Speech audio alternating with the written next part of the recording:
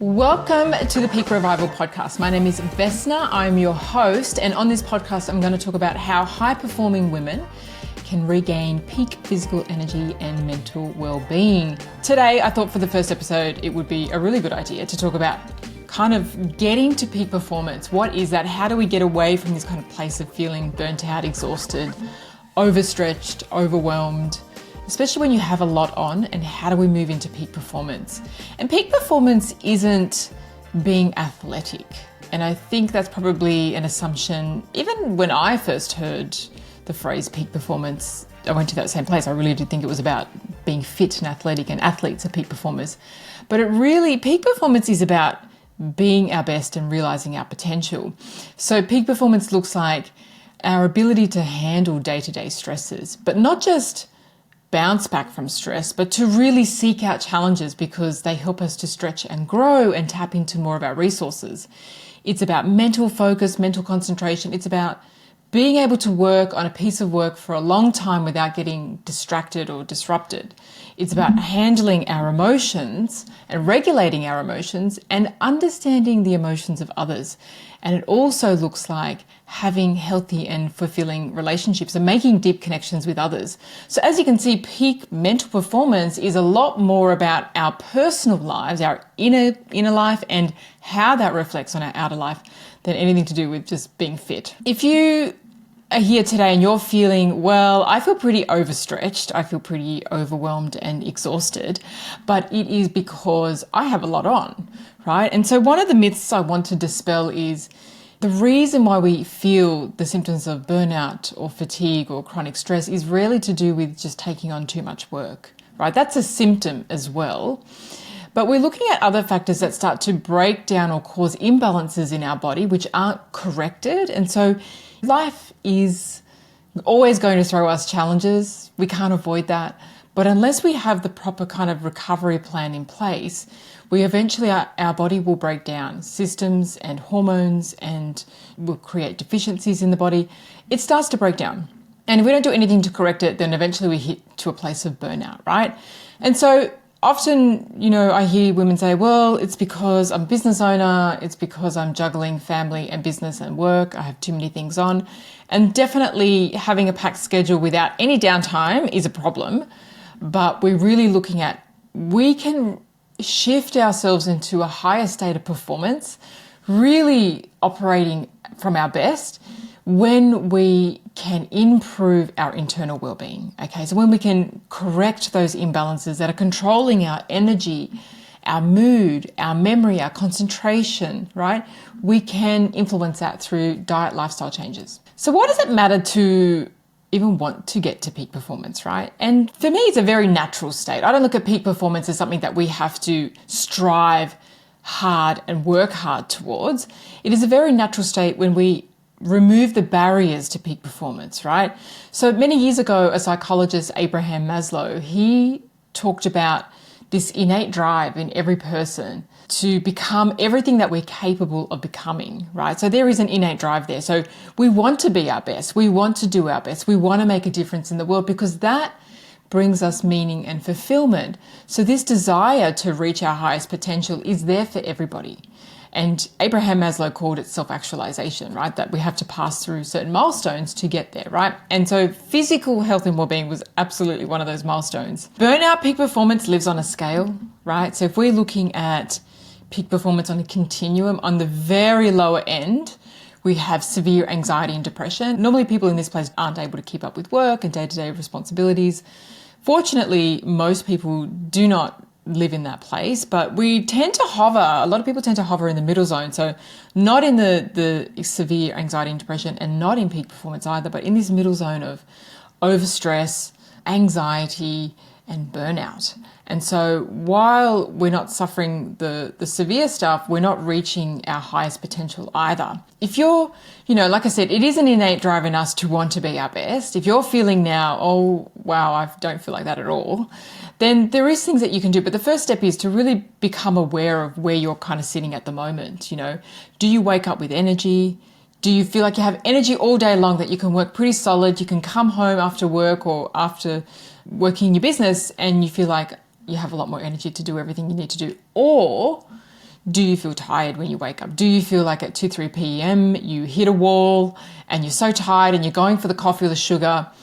Do you find that at the end of the day, you're completely spent, there's nothing left in the tank for your family, for your loved ones? And, I see a lot of women who feel guilty from that place, right? Because there's just not enough reserves there to be able to do all the things that they need to do in a day. Another one is, do you have energy to exercise? Are you sleeping well? Do you feel like you go to bed at night, you fall asleep pretty easily, you sleep right through, and you wake up in the morning, you feel refreshed? Or are you waking up multiple times a night? Are you finding it hard to fall back to sleep? Are you finding it hard to fall asleep to begin with?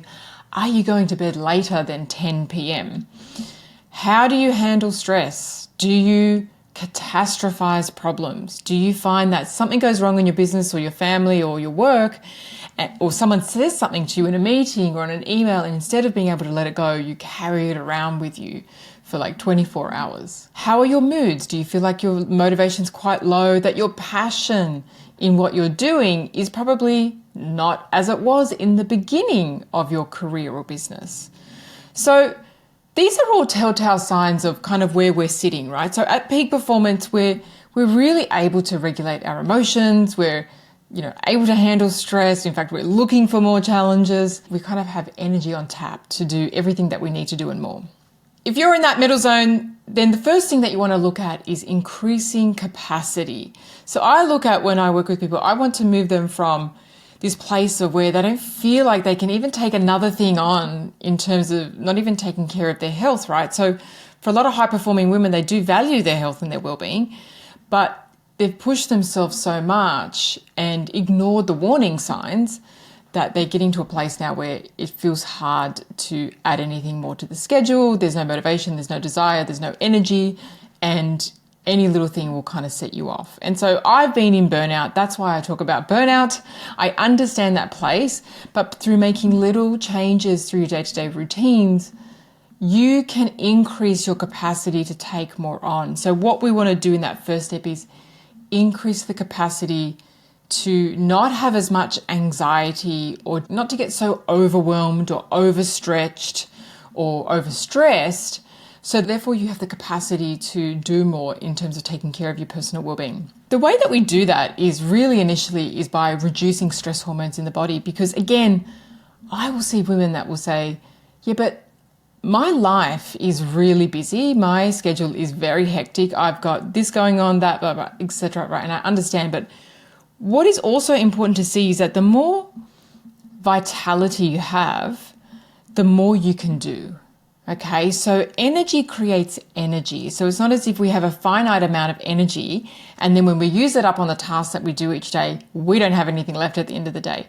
That's not how it works, right? Energy creates more energy when we increase our vitality. And that's the first part, is really increasing the well-being, reducing stress hormones in the body, which is causing a lot of this effect to be really drained and really tired and anxious and overwhelmed. If we can reduce that, it increases your capacity to do more, okay, and feel a hell of a lot better, okay? And so the way that we do that is, so small changes, making sure that you're getting enough sleep. Now, when we go to sleep at night, our body goes into full recovery mode. When I look at athletes, I think, okay, these are people who put extreme stress on themselves, physical stress, mental and emotional stress, okay, yet they are champions, right? And when you look at their schedule, they really focus and prioritize and master sleep, because it's such a powerful recovery tool. When we go to sleep at night, you're sleeping, you're completely unaware of what's happening, but your body is really active in all this repair work that needs to happen while you're sleeping, right? So when we're sleeping, our body's fully relaxed and we go into this rest and repair mode, and things are repaired overnight. Our brain processes our emotions overnight. So when we wake up, we often wake up feeling the problem that we went to bed with at nighttime seems a little bit clearer. Our brain detoxifies at nighttime, our body detoxifies, our immune system's really active, our hormones start to repair.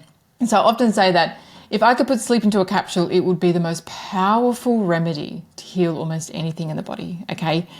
But what happens is if we don't get enough deep sleep time, we are going to miss that repair work. We're going to miss the processing of emotions and the detoxifying of the brain and all the good stuff that happens, right? So if you're going to bed and you're going to bed at like 12 p.m. but you're waking up at 7 or 8 a.m., that is missing the deep sleep time. So getting to bed by 10 p.m., winding down half an hour before in order to create a good kind of rest so you can fall asleep naturally and easily and sleep through the night. So number one, getting to bed before 10 p.m. and making sure that you have 8 hours of sleep. The second thing to increase your capacity, so reducing the anxiety, the overwhelm, the brain fog, the exhaustion, is to look at your diet. Because when we're stressed, it's pretty common to go for foods and beverages and things that will give you a quick pick-me-up. So sugar, caffeine, processed foods, eating out, alcohol, all of these things are our go-to to self-soothe when we're stressed. Okay, I will admit it, me too. But there are some little things that you can do that, again, help to reduce the stress hormones. If we can do that, if your stress hormones can come down, even though your life is busy, your body will start to repair itself and you'll start to have more energy, feel more clearer, feel like you're more on top of things, sleep better, make better choices with food, and everything becomes easier and you start working up to, this higher potential, this kind of peak performance. So the first thing would be, I always recommend, is never have caffeine on an empty stomach. Don't wake up and go for your coffee first thing. Have your breakfast first. Okay, because the caffeine is going to, on an empty stomach, on a fasting blood glucose level, caffeine is going to stimulate more stress hormones. So everything that we want to do here in the initial stages is bring those stress hormones down and minimize sugary and processed foods the best you can in the beginning, right? So cut out the obvious sugars, which do give you that initial kind of pick-me-up, but they basically send you on this roller coaster all day. So sugar sends you high, then drops you down really low because your glucose levels drop. Then you go for something else, then it goes back up, and then it drops you back down. And so you're kind of on this roller coaster all day long. And we can avoid that by making sure that, one, you don't have coffee on an empty stomach, and the best you can, cut out obvious sugars. The third big thing, okay, so we're looking at lifestyle, we're looking at diet, but we're also looking at what's going on up here, because this is actually one of the biggest triggers for burnout and anxiety and overwhelm and brain fog, all of those symptoms that we feel as we're heading into burnout. And the tip that I'd give you here is escape the thought traps, okay? There are things that you will find that you overthink, right? So overthinking, we have too many kind of thoughts in our head and it causes anxiety and it causes overwhelm, but it changes our hormonal balance. It changes the chemistry in our brain. And so once we have high levels of cortisol from overthinking, right? And it could be that you've catastrophized a problem. What ends up happening is that cortisol in our brain causes us to just zone in. It gives us tunnel vision. So we zone in on a problem and that's all we can focus on, right? And we blow it up and we make it 200 times worse than what it is, or we just can't let things go. And it means it's going to release constant drip, drip, drip of cortisol throughout the day and even night if it's keeping you up at nighttime, right? So those are my 3 tips to get started, because if you're feeling in that kind of middle zone of this exhaustion, overwhelm, anxiety, burnout, constant stress, there are things that you want to be. You want to be better in your business. Maybe you want to be a better mother. Maybe you want to be able to have that work-life balance a little bit more fine-tuned. You want to feel like you're achieving in life. Maybe you want to do other things, right? And you really need to have that energy on tap and the ability to handle change and regulate your emotions. And these are the 3 tips that will start to increase capacity to their next step is optimize your performance. So guys, I hope this was a helpful first episode into, getting out of this kind of burnout exhaustion state and into peak performance and how it's a natural state for everybody.